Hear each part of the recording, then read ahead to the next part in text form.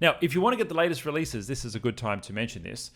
You can do a little trick in your admin panel, and you can make sure that Google give you all of the latest releases for Google Workspace. So to do that, you jump into your admin panel.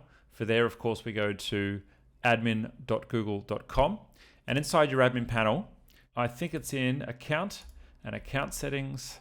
And from here, you'll see here under the Preferences for new products, under New Features, you can choose between Rapid Release and Scheduled Release.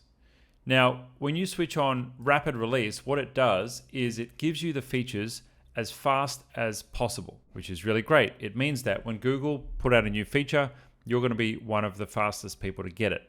Now, sometimes features just get rolled out slowly, and we seem to get things a little bit slower than the US. Europe will sometimes get things slower because of privacy laws, and Google have to do a little bit more engineering to kind of roll out features there sometimes.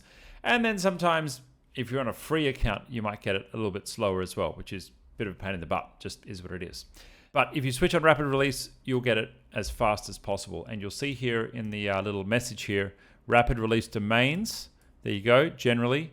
Okay, now this says starting on August 20. So I assume the extended rollout may even go right up until August 20 for the Rapid Release Domains. And maybe that's why I can't see it now, because it is switched on to Rapid Release on my domain right now.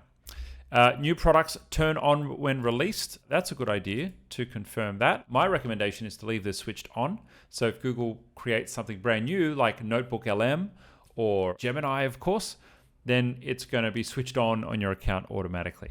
So my recommendation would be to leave that one switched on. If you liked this video, we've got plenty more on the channel covering this topic and much, much more.